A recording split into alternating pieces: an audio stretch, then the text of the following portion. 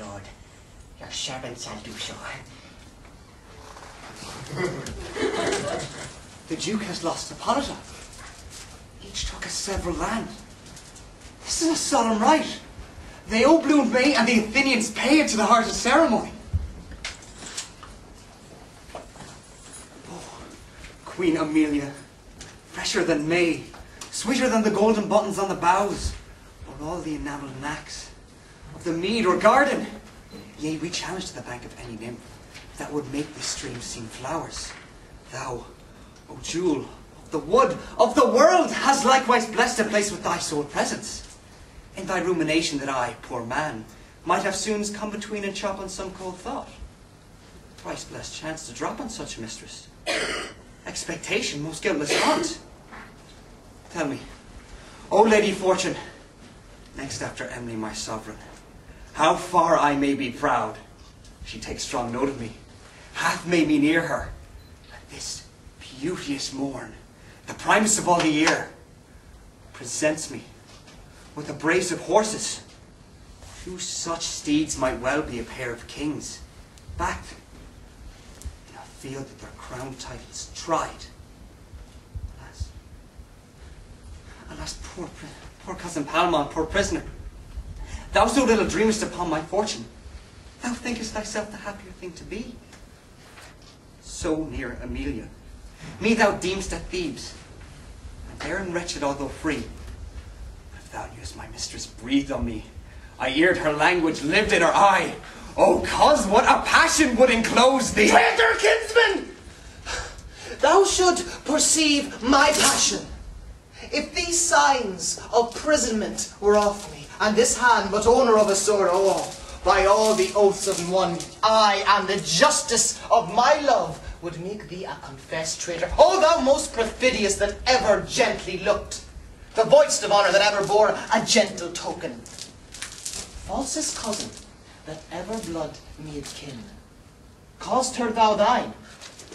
I prove it in my shackles with these hands void of appointment that thou liest and art a very thief in love. Have chaffy, lord, not with the name villain. Oh, if I had a sword and these house clogs away. Dear cousin Palamon, Cousin Archite, give me language as thou hast showed me feet. not finding in the circuit of my breast any gross stuff to form me like your blazon, holds me to this gentleness of answer. 'Tis your passion that thus mistakes the which, of you being enemy cannot to me be kind. Honour and honesty I cherish and depend on. Howsoe'er you skip them in me, and with them for cause I'll maintain my proceedings. Pray, be pleased to show in generous terms your griefs, since that your questions with your equal, who professes to clear his own way with the mind and sword of a true gentleman. That thou durst, Archite. My cuz, you have been well advertised. How much I dare. You see me use my sword against the advice of fear. Sure, of another you would not have me doubted, though your silence should break out, though in the sanctuary. Sir, I have seen you move in such a way that well might justify your manhood. You are called a good knight and a bold, but the whole week's not fair of any day at Rien. Their valiant temper men lose when they incline to treachery, and then they fight like compelled bears with flies. Were they not tied? Kinsman, you might as well speak this and act it in your glass as to his ear which now disdains you. Come up to me. Quit me of these cold guys. Give me a sword, though it be rusty, and the charity of one meal lend me. Come before me then, and do but say that Emily is thine. I will forgive the trespass thou hast done me. Yea, in my life, if then thou carry it. And brave souls in shade that have died manly, which will seek of me some news from earth, they shall get none but this, that thou art brave and noble. Be content, and again betake you your hawthorn house. With counts of the night I will be here with wholesome vines. These impediments will I file off. You shall have garments and perfumes to kill the smell of the prison. But when you shall stretch and say, But Archite, I am in plight. there shall be at your choice both sword and armour. Oh, you heavens! Dare any noble bear such a guilty baseness? None, but only Archite, and therefore none but Archite in this kind is so bold. Sweet Palamon. I do embrace you and your offer. For your offer do it I only, sir. your person, without hypocrisy, I may not wish more than my sword's edge on it. You hear the horns? Enter your musset.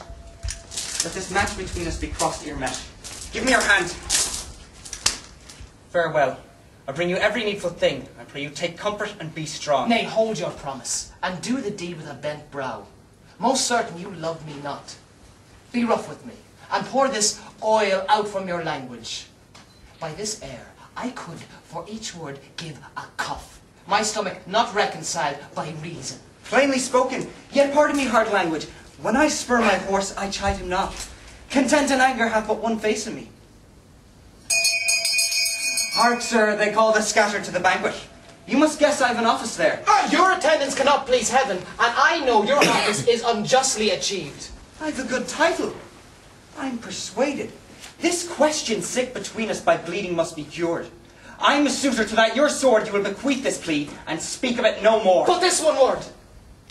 You are going now to gaze upon my mistress, for note you, mine she is. Nay then. Nay, pray you. You talk of feeding me to breed me strength.